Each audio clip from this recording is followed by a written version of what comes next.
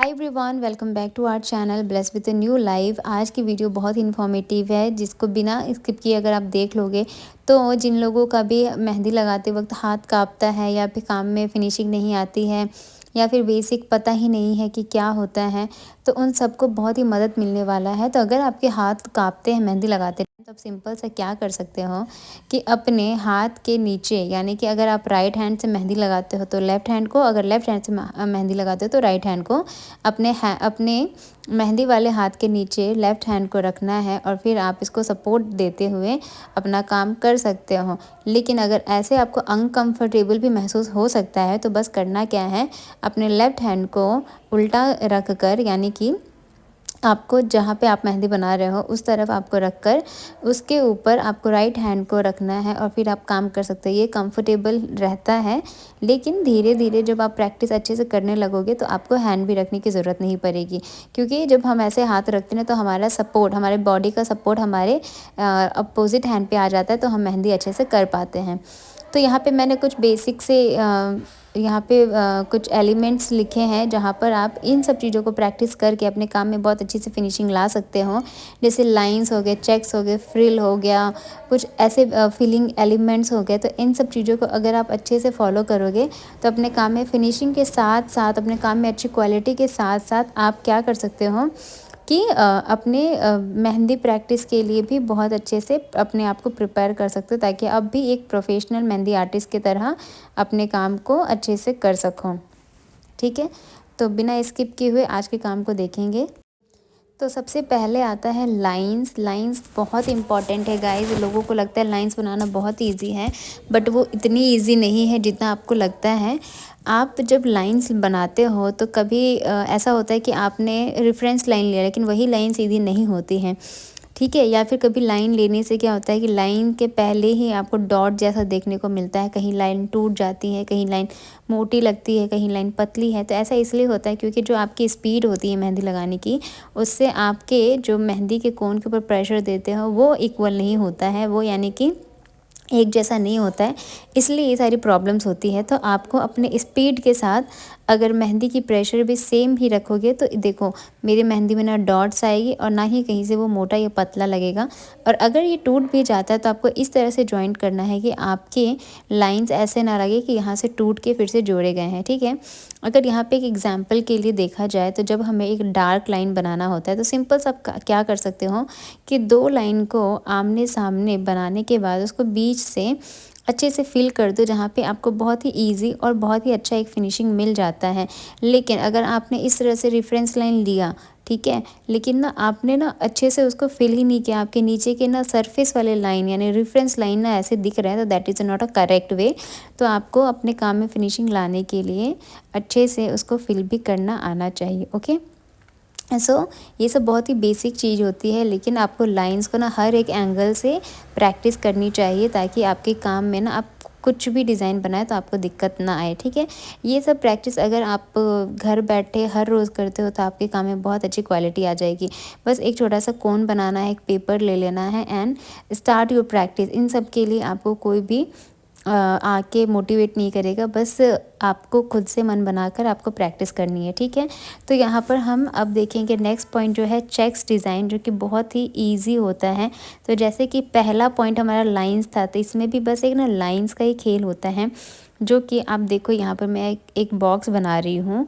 आप सिंपल सा ये A4 शीट पे ऐसे प्रैक्टिस कर सकते हो, या फिर कोई अपना लेमिनेशन किया हुआ पेपर बना सकते हो जिस पे आप लाखों बार अगर प्रैक्टिस करते हो तो भी आप उसको आप जैसे कि पेज को वेस्ट हो जाता है या फिर ख़त्म हो जाती है तो वो ख़त्म नहीं होगा। तो जैसे मैंने आपको पहले कहा कि अगर लाइन का प्रैक्टिस आप हर एंगल से करते हो तो इस तरह के चेक्स डिज़ाइन बनाने में आपको कोई भी किसी भी तरह का दिक्कत नहीं आएगा। तो इसी सब, यानी कि पहला अगर सिलेबस आपने कंप्लीट किया तो दूसरे में आपको हेल्प मिलेगा, दूसरा आपने सही से किया तो तीसरे में हेल्प मिलेगा, ठीक है। तो यहाँ पे चेक्स बनाने के लिए हमें लाइन को ना हर एंगल से बनाना होता है, जैसे कि sleeping line, standing line, slant, हर, इसीलिए कहते हैं कि जो लाइन है उसके हर एंगल से प्रैक्टिस करो ताकि आपको कोई प्रॉब्लम ना हो। तो यहाँ पे चेक्स डिज़ाइन में हम देखेंगे जो इसका फिलिंग अंदर का वर्क होता है ना, उसको आप जो मर्ज़ी आप ऐड कर सकते हो, आप अपनी आइडियाज़ इसमें ऐड कर सकते हो। जैसे डॉट तो आज के टाइम पे बहुत ही कॉमन हो गया, पर डॉट बनाने का भी आजकल इतना तरीका आ गया है कि उसे आपको सीखनी बहुत ज़रूरी होती है। तो यहाँ पे मैंने डॉट से ही हार्ट शेप बनाया है, डॉट को ही ऐड करके अलग अलग डिफरेंट टाइप के इसमें हमने डिज़ाइन को ऐड किया है। तो क्रिएटिविटी आपको ना कहीं से देखकर ना अपना ऐड करना बहुत ज़रूरी होता है। तो यहाँ पे फॉर द एग्जांपल्स मैंने कुछ डिज़ाइंस ऐड किए हैं, दैट्स ऑल।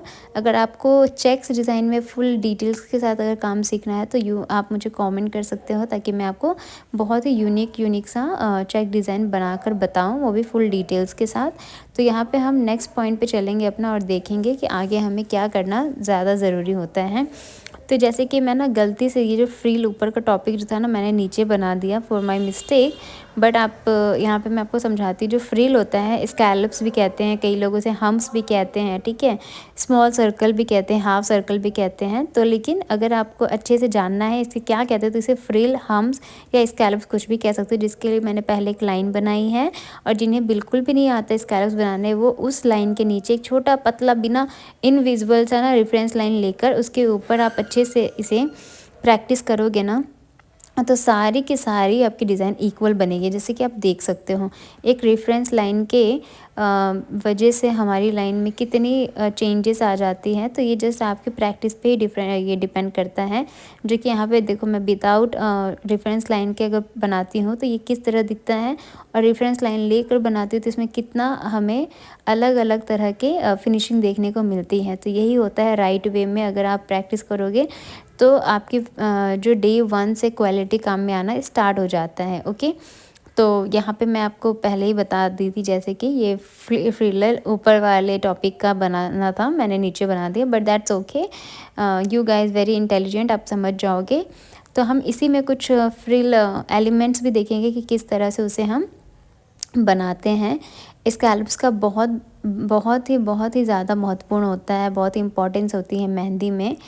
तो हर एक लाइन के बाद इस डिज़ाइन को ऐड करना होता है, और किसी भी डिज़ाइन में आप इतनी ज़्यादा स्पीड नहीं ला सकते हो, लेकिन एक स्कैलप्स ही एक ऐसा एलिमेंट है मेहंदी में जिसे हम अगर अच्छे से प्रैक्टिस कर ले तो ये हम स्पीड के साथ ऐड कर सकते हैं, दैट्स ऑल। तो यहाँ पे हम कुछ फ्रिल्स एलिमेंट देख लेंगे जहाँ पे आपको एक स्कैलप में बनाकर दिखा रही हूँ। स्कैलप्स भी बनाने के लिए बहुत ही ज़्यादा प्रैक्टिस करनी पड़ती है, जिससे आपके एक लाइन दूसरे लाइन में टच ना हो और उसमें भी एक फिनिशिंग क्वालिटी दिखे आपको। तो यहाँ पे मैं स्कैलप्स बना रही हूँ।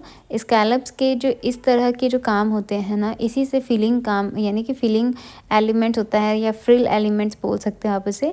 तो ऐसे ही हम डिज़ाइन के अंदर किसी भी एलिमेंट्स के अंदर डिज़ाइंस बनाकर उसे और भी ज़्यादा निखार देते हैं, और ज़्यादा सुंदर लगने लगता है। ओके, तो इसे कहते हैं फ्रिल एलिमेंट्स। तो इस तरह से डिज़ाइंस, एक डिज़ाइन से दूसरा डिज़ाइन, दूसरे से तीसरे डिज़ाइन का हमारे काम में इसकी ज़रूरत पड़ती है। लाइक अब हम आगे देखेंगे बेसिक फ्लावर शेप और फिलिंग काम जो होता है वो भी देखेंगे, जहाँ पे देखो मैं एक स्पाइरल बनाऊंगी।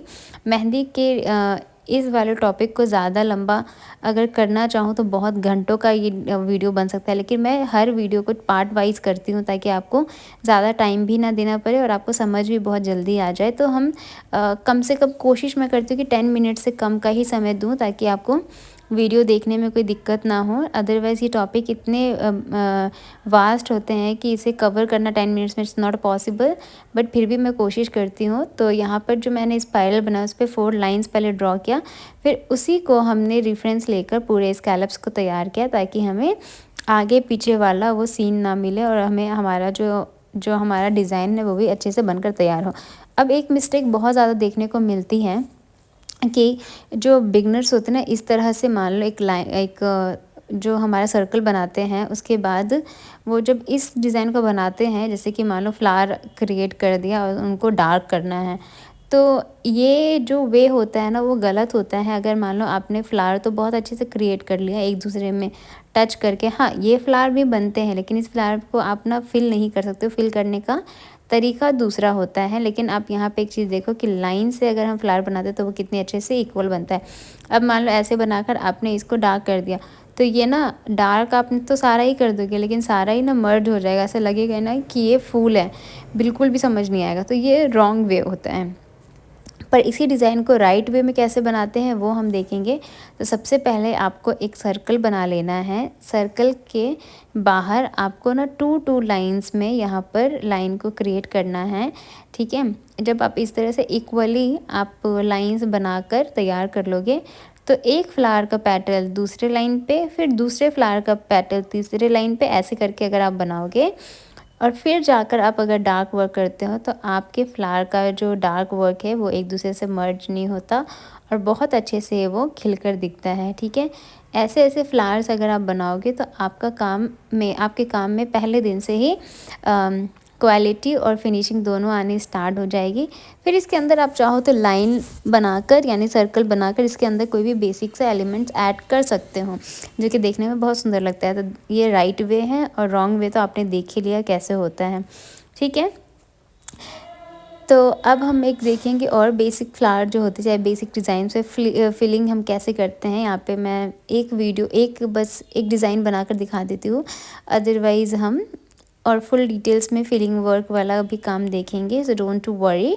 तो यहाँ पे मैं एक डिज़ाइन बना रही हूँ, ठीक है। इस डिज़ाइन को हम यहाँ पर अच्छे से क्रिएट कर लेंगे ताकि जो हमारा डिज़ाइन है वो एक दूसरे से मर्ज ना हो।